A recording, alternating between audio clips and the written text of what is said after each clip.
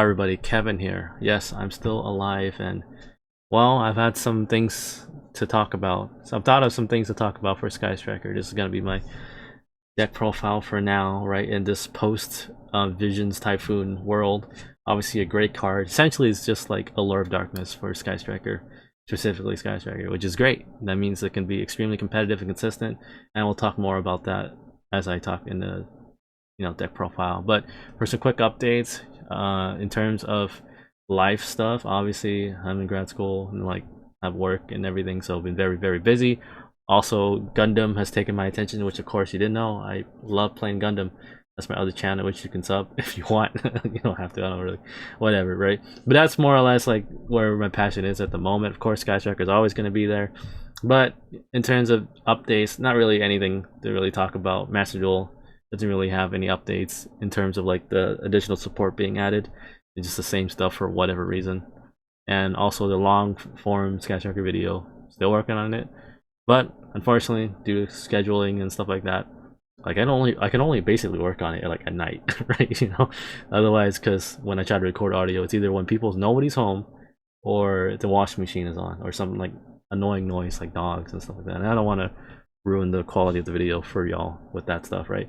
And then of course I'm waiting for like when Sky Striker officially, like, I don't want to say like it's over, like no more support, because there'll probably be future support, but I'm just saying like definitively like this is what the deck is going to be. Occasionally maybe in the future you'll get like 1 or 2 updates, but I just want to, like, when the last update more or less comes in, I'll probably post a video, and hopefully by then it'll be finished. But yeah, again, thank you for sticking in there. If you're still subscribed and everything, I appreciate it. I truly do. Every one of y'all. Never would imagine anyone would care what I have to say about Sky Striker, but here we are, still trying to keep the dream alive. We'll talk about some things. It's gonna be more like a long-winded video because I have some thoughts about the overall format, especially with someone who, I'll be honest, hasn't really been keeping up too much. I understand there's Yummy, there's like Mitsurugi and stuff like that. It's too much thinking with that. So I'm gonna try to keep this deck very simple in terms of just like, I don't want to think what I'm playing against. I'll just say straight up, this is going second for the most part. But if you go first, it's not bad either, right? So we'll go on a deck profile. I'll give some thoughts on some cards. I don't think I need to explain too much what certain cards do, but if it does come up, I'll obviously mention it. So we'll go on deck profile right now. So it's a 40 card deck, but it's going to be very tough. Excuse the lighting, to see the shadows, but it's going to be 3 Ray, of course. Always play 3 Ray. Remember, no Ray, don't play us. Always see I'm not a rapper. Maybe we'll zoom it up. Oop. There you go, so you can see it. But obviously 3 Ray, always 3 Ray. No Ray, no play us. Always see I'm not a rapper. She's the starter card. You literally cannot play the game if you don't see her. But obviously we're going to be very consistent in terms of like trying to get her. There you go. I choose to play 2 Rosie O'Donnell. You can easily play like just 1. I'm just a little wussy because we will play the Zars. Spoiler. And also you could theoretically like sub out one of these for the Cyanos, because I think that's a very underrated card, because being like a normal summon, special summon, you can get like a free body, you can do some stuff here and there, and then somehow end up with like a Sky Striker link. Obviously it'll be a lot more better if Camilia is there, because I believe her conditions are much more simpler and less restrictive, if I recall correctly. Let me check, make sure. I believe it's like two monsters. I'll post it right here. But basically, if Cyanos existed for that purpose for Camilia, then you'll probably play one of her. But I think 2 Rosie O'Donnell is great, just in case like the other one gets banished or some stupid thing like that. So here we go. I choose to play 3 Ash. This would be probably your flex spot.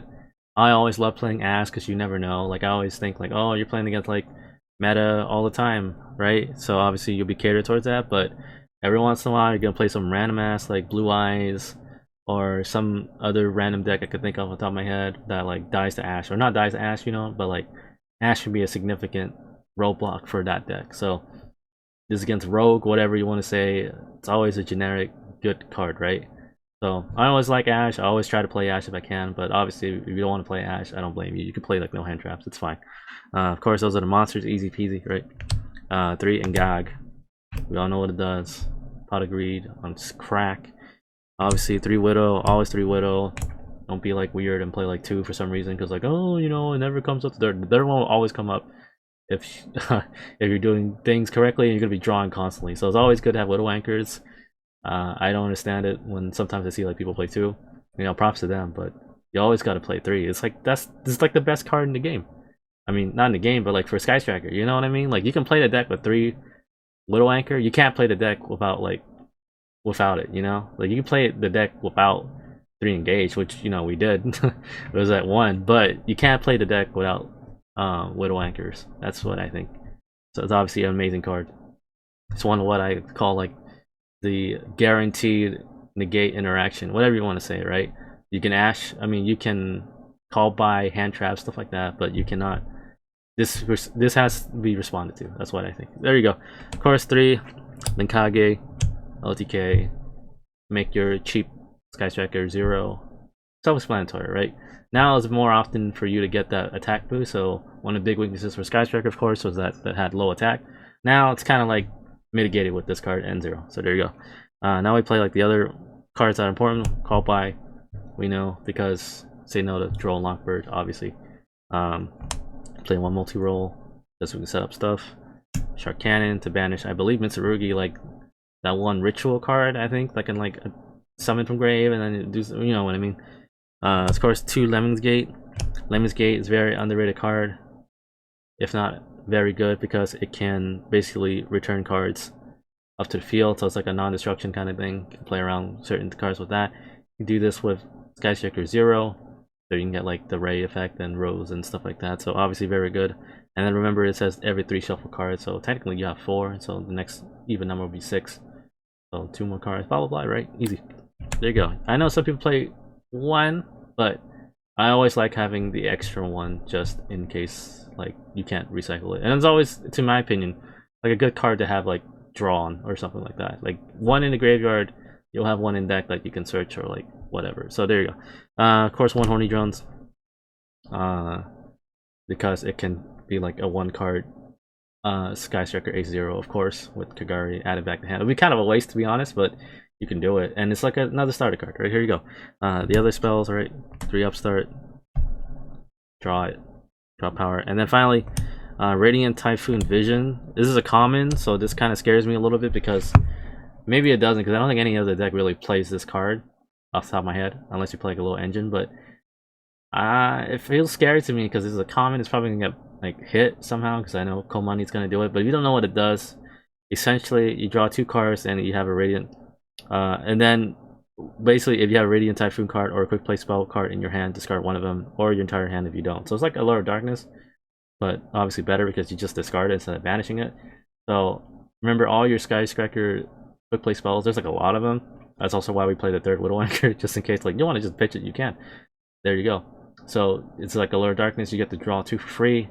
The only fortunate part, of course, is just like once per turn, so you draw multiple of these, kind of sucks, but you can kind of set it and then you kind of do that kind of shenanigans. Oh, there you go. You see my card sleeves. I don't think I've ever shown that off. Here we go. So Radiant Typhoon Vision makes the deck extra consistent, and this is where the cool part of deck building is, like how much consistency do you trade for power?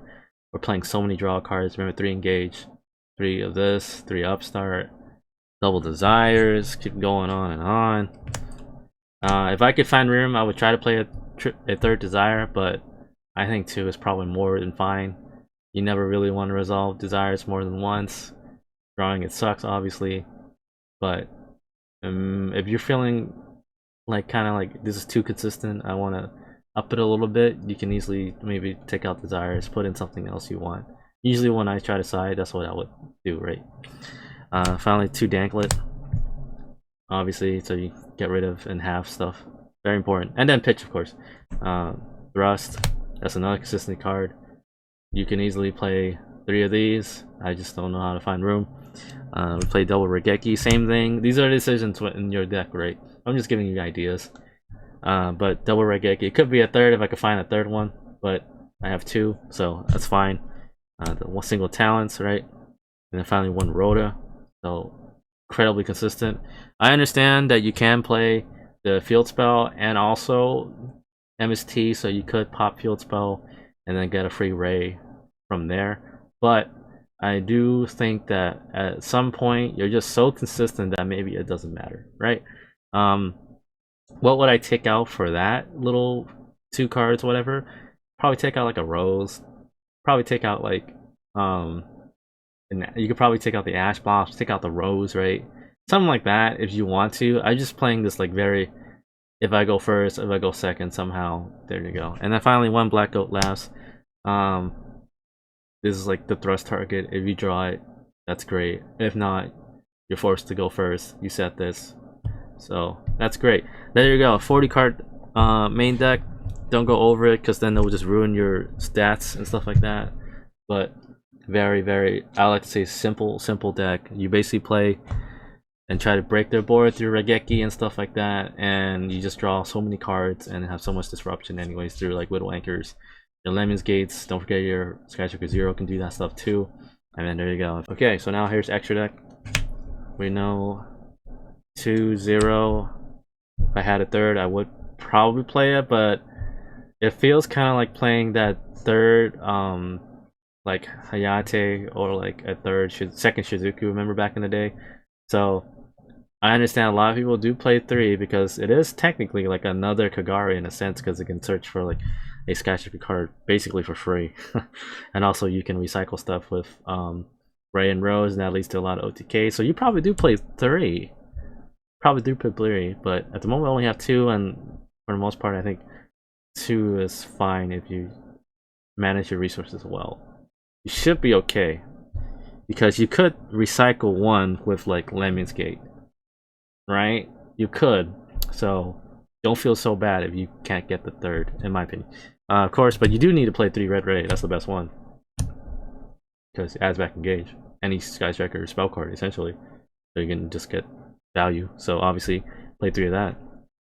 Next ones, you play the one-offs, right? You play 1 Hayate if you want to play a second one. I guess you could, because it could do like cheap pokes directly, but again you could recycle that with Lemon's Gate. 1 Yellow Ray, because when it comes up it's another name, you can turn that into Linkage. Do you have any other Sky Striker? Here we go. 1 Zeke, right? Banishing, we all know that. Iggy Azalea, of course, another dark, so you can get started. That's another thing, right? There you go. So you can get like a Ray and like a Hornet Drone, some weird example like that. You could, right? There you go. And I guess in a sense you could also use it for your Cyanos, because technically she's a light, and it only says 2 light and or dark monsters. So you have Rosie O'Donnell, and then you also have Cyanos. Technically that works. That's another option. 1, 2 blue Ray. You could probably take this out and then put something else if you want, like that third Sky Striker Zero. That will probably make more sense. But at the same time, what I'm very scared of is that somehow you don't end up with Sky Striker Zero on your turn 1. So I guess you have another additional follow-up in terms of your second Shizuku for the following turn. Does that make sense? I feel you can probably play 1, but I like the idea of 2. Same thing, it's like nice to have like additional backup plans. I'd rather lose because like, oh, I just got beat, rather than, oh, I've only had that card. You know what I mean? Of course, here are the more or less flex spots. Sky Typhoon, that's very great. You go second. Dark, because dark. Be able to, a lot of things are dark, so you can special summon and start doing stuff. And then Hita, because you can technically search outs to it. I know that's why some people play, like I saw Josh's list. Joshua Schmidt, YCS champion. His list, he did play Hita, so you can search the Kaiju, which I think is a great idea. I will probably do that because side deck is kind of like, I don't know, I don't really know what I'm playing. And then also you could like special summon like your opponent's Kagari, right? Because zone of points to kind of start popping off, make another make some stuff happen. You know what I mean? It's possible. It's possible. And then finally 1 SP Low Knight. We know what she does. So that's basically extra deck. I think is work in progress. I think main deck is pretty much good, but side deck, extra deck, let's see, up to interpretation. Finally, this is all up to y'all, whatever you want. I have 3 Fuwalos because this will, I guess, discourage your opponent from setting up a very good board. Also be able to like cycle through your cards, draw stuff, you know what I mean. Judgment's at 1 now. I did not know that. That's crazy. there you go. One judgment, 1D barrier, because you can get that off the thrust. If you draw it, so be it. This probably should be up to 3, because for certain decks I understand it's like a complete auto win. But yeah, of course it'll be worked upon.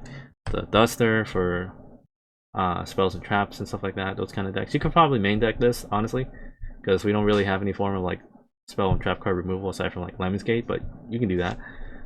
3 draw, because then if we draw them, they can't draw us. You never know.